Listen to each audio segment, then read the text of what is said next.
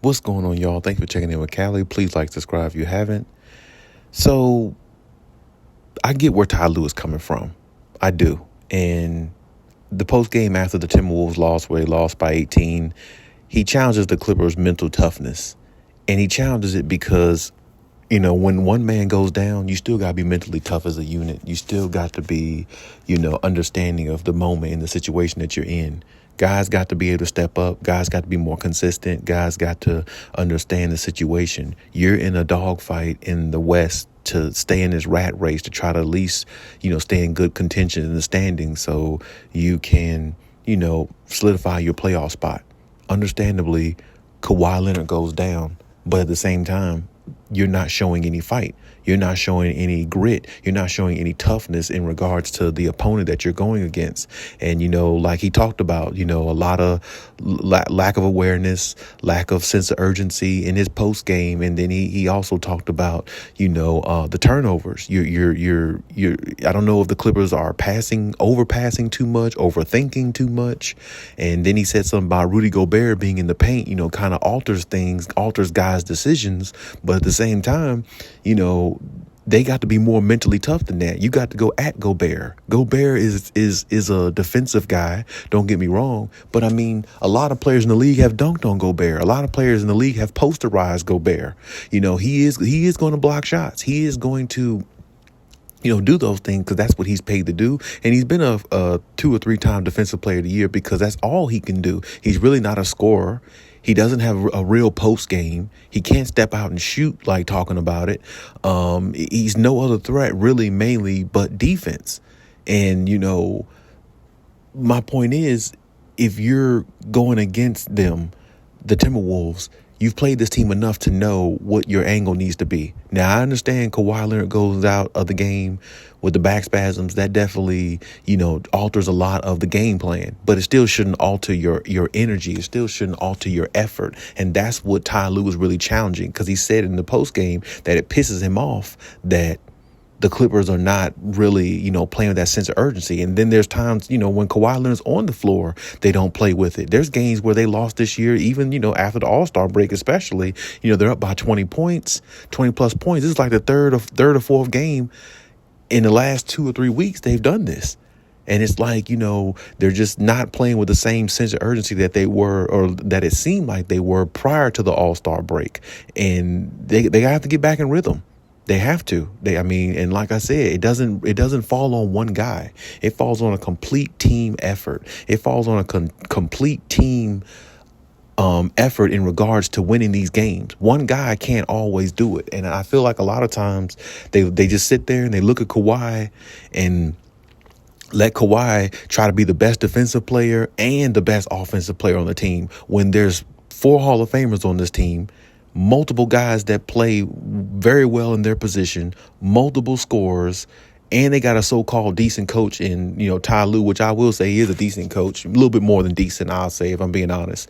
But you have enough to go out there and beat a lot of these teams. The Clippers were up in this game. I know Kawhi goes down, but you still were up. You still had plenty of opportunities to win this game. You come out in the third quarter and you have several turnovers, and they're going to go on a run because they have a good team. They're a top team in the West, just like you are. Even though they don't have Cat, they're still a top team in the West.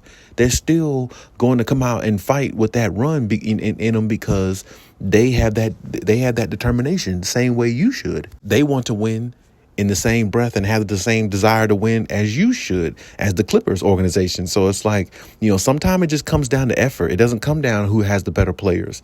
And it comes down to just who wants it more. And looking at the Clippers, a lot of these games after the All-Star break, they just don't look like they want it right now. They look like that their switch hasn't been turned on yet. They barely beat the Bulls a few days ago. They were down 20 points, I think, against the Houston Rockets. They came back and won that. They were down against the Bulls, came back and won that. And then the other games, they've been up by 20 points and lost those. So it's like, I can understand why Ty Lue is getting pissed off by what he's seeing, because it's almost like, damn, is he losing the team in the locker room? Is he losing their focus, their attention span, or are they just not responding to him anymore? I mean, what is it?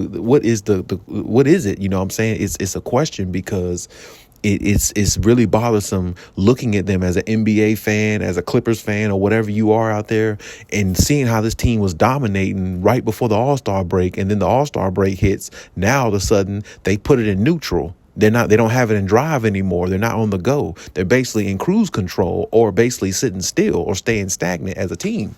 But either way, I can tell you this much. It has to change. It better change, because if it doesn't, even if Kawhi Leonard comes back, which I believe he will, they're probably going to, probably give him extra conditioning and things like that, make sure he's okay and make sure he feels okay and everything, and, get rest, be well rested, those things.